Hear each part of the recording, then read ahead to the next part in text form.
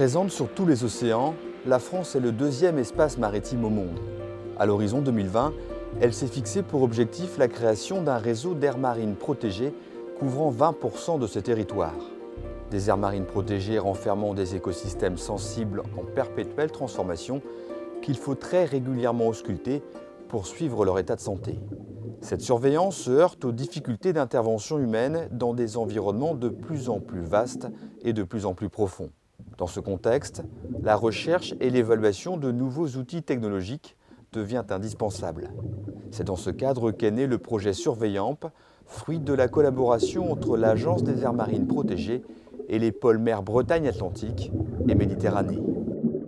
L'idée du projet, c'était de faire rencontrer les gens qui maîtrisent les technologies avec les gens du milieu naturaliste. Parce que plus il y a des aires marines protégées, plus il va falloir les suivre, et plus il faut les suivre, plus il faut de monde ou d'outils qui permettent de les suivre, parce que sinon, on n'aura jamais assez de plongeurs, jamais assez de personnel pour le faire.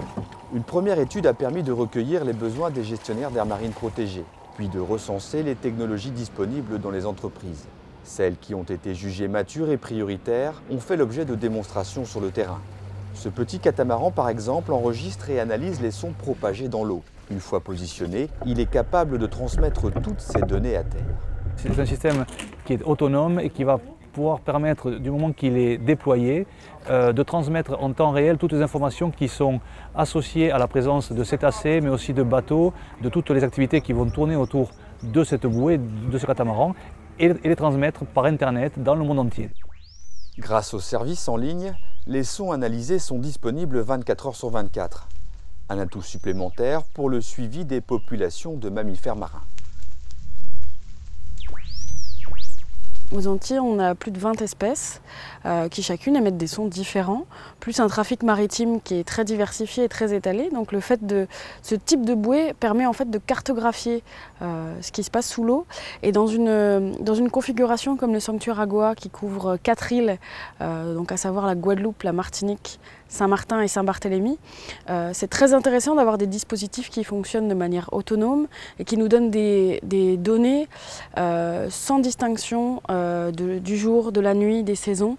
Et donc c'est un moyen finalement assez économique d'avoir une couverture sur toute l'année de la zone qu'on souhaite étudier. En complément des suivis classiques, l'acoustique active fait partie des moyens privilégiés pour étudier un écosystème sous-marin. D'autant plus que des technologies de plus en plus performantes font leur apparition. C'est le cas de l'échosondeur. Transporté par un bateau le long d'une route de navigation, il permet de caractériser un milieu en un minimum de temps. On est capable de faire la détection de poissons, la mesure de la taille des poissons. Puis on est également capable de mesurer la biomasse, la végétation sous l'eau, également de caractériser en fait la nature du fond, sol, vase, roche. Nous, ce qui nous intéresse dans la cartographie, c'est d'évaluer l'état de conservation des champs de laminaires, mais aussi d'avoir une idée un peu des espèces de poissons qui fréquentent aussi bien les champs de laminaires, mais aussi les bancs de sable. L'idée, c'est d'établir donc du coup des liens entre les stocks de poissons et ce que les prédateurs supérieurs mangent, les oiseaux ou les phoques, par exemple. Les aires marines devenant de plus en plus grandes et allant vers des fonds de plus en plus profonds, on arrive à des limites de l'observation par des moyens tels que les plongeurs. Donc on est obligé de compléter les moyens humains, les moyens par plongeurs, par des technologies un peu automatisées telles que celle-ci. Grâce au développement de ces technologies, l'acquisition de données en mer ne nécessite plus autant de moyens. Nouvelle démonstration dans la réserve naturelle marine de Cerbère-Banyuls. Ce robot sous-marin mesure à peine 50 cm de long et pèse moins de 5 kg. Doté de capteurs vidéo, il facilite le travail des chercheurs et des gestionnaires d'aires marines protégées. La technologie ROV va nous apporter un plus sur une étude qui est menée en collaboration avec l'Université de Perpignan de traitement d'imagerie acoustique et sonar latéral. En fait, ça va nous permettre de déterminer certains faciès avec plus de précision. Les méthodes de cartographie par acoustique sous-marine apportent une connaissance précise du relief et de l'hétérogénéité des fonds. Mais ces informations seules ne suffisent pas à décrire la diversité de l'écosystème. Pour caractériser précisément la nature du fond et ses peuplements, des observations directes doivent être réalisées pour compléter l'approche acoustique.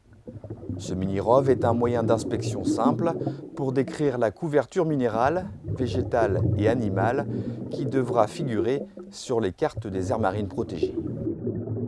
Au sein de la réserve marine, on a identifié un manque de connaissances au niveau de la cartographie des fonds et des habitats, à savoir qu'il y a des zones profondes qui n'avaient pas été identifiées en 2002-2003 quand on avait fait les premières cartographies.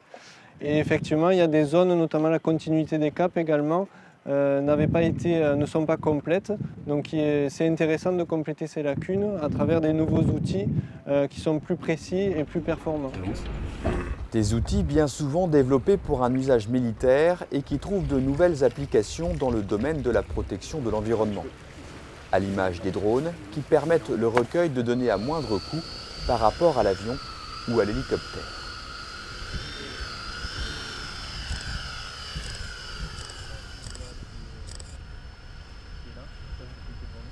Ici, je lui ai fait un petit chemin avec 3 waypoints comme ça pour le faire évoluer. Ah oui, on le voit en rouge là. Voilà. Ensuite, donc, la prise de photo peut se faire manuellement. Et après, je peux gérer une prise de vue paramétrée, donc là, tous les 5 mètres.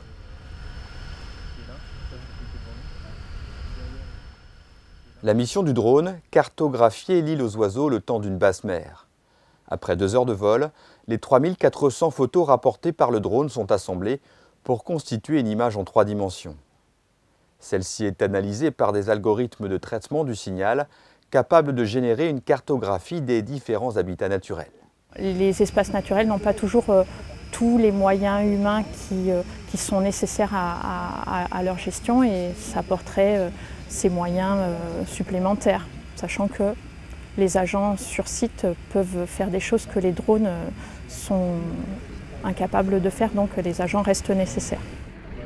Les démonstrations menées dans le cadre du projet Surveillamp ont permis d'expérimenter des nouvelles technologies, d'établir un lien entre gestionnaires et prestataires techniques pour concevoir des solutions adaptées. Des solutions pour aider l'homme à mieux comprendre des milieux complexes dans des aires marines protégées amenées à se développer.